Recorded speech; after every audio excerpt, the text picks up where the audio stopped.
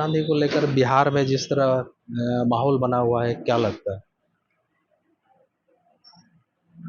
कि राहुल जी देश के नेता हैं, प्रतिपक्ष के नेता हैं।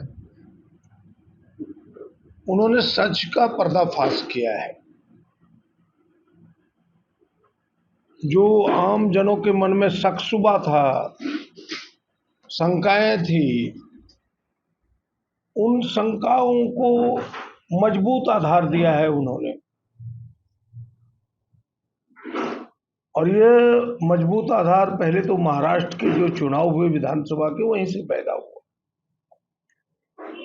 महाराष्ट्र के चुनाव 2024 में एक एक व्यक्ति को, एक एक मीडिया कर्मी से लेकर आमजन को लग रहा था कि कांग्रेस गठबंधन की सरकार बनेगी, इंडिया गठबंधन की सरकार बनेगी।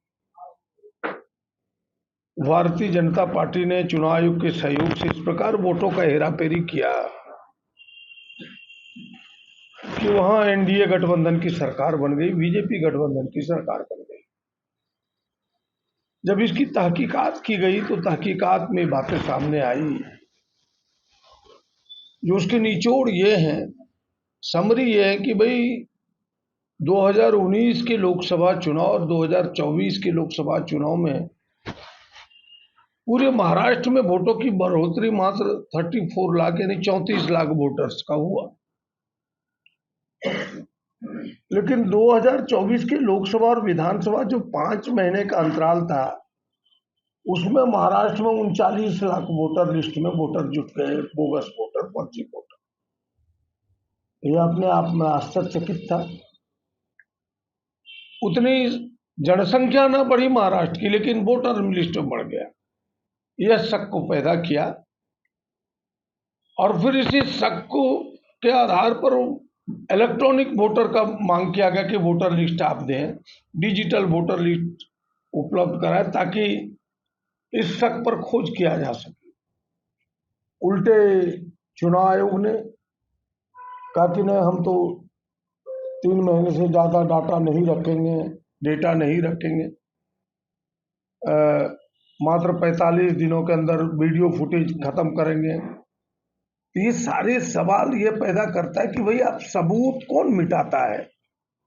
सबूत चोर ही मिटाता है। चोर अपनी चोरी के सबूत को मिटाने के लिए सारी चीजें करने लगा।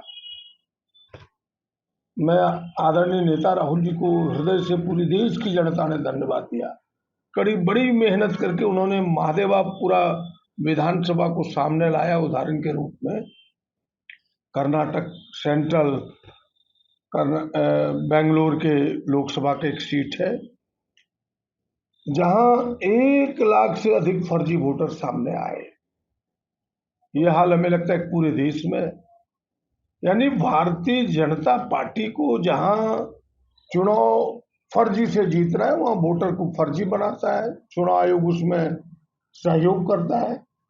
जहां वोट की कटाई करना है, उन्हें लगता है कि यहाँ वोटर बढ़ाया नहीं जा सकता, वहां एसआईआर जैसी चीजें करती है चुनाव आयोग, भारतीय जनता पार्टी की सारे। अभी बिहार में एसआईआर क्या है, उसका ताजा उदाहरण है।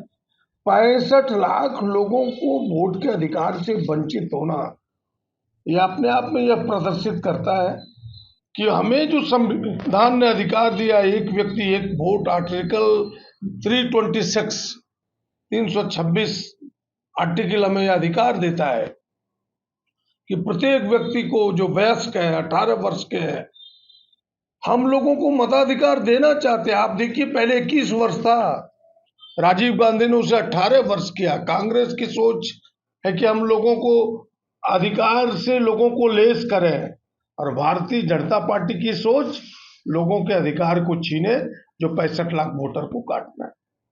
यानी ये केवल वोट के मताधिकार से वंचित नहीं कर रहे हैं, ये संविधान के पन्नों को आप धत्ता बता रहे हैं। ये संविधान बचाओ की लड़ाई है, लोगों के हक अधिकार बचाओ की लड़ाई है। इसलिए जनता उमड़ पड़ी है सच को जानकर के। किसी जाति बिरादरी के लोग, सारे लोग उमड़ पड़े हैं। और आप देखिएगा कि परिणाम इस बार वोट बचाने के नाम पर, अधिकार बचाने के नाम पर, संविधान बचाने के नाम पर भारतीय जनता पार्टी का सोपड़ा बिहार में साफ। को एसआईआर के नाम पर लोगों को कटनी छटनी कर रही है, तो निश्चित रूप से आने वाले दिनों में जो बिहार में जो चुनाव होगा, निश्चित रूप से भाजपा का सोपड़ा साफ हो जाएगा। अब देखना यह है कि आने वाले दिनों में क्या प्रदीप यादव के इन बातों का कितना असर दिखता है, ये तो आने वाला वक्त ही बताएगा। दुमका से काश प्रसाद शाह, एबीपी न्यूज।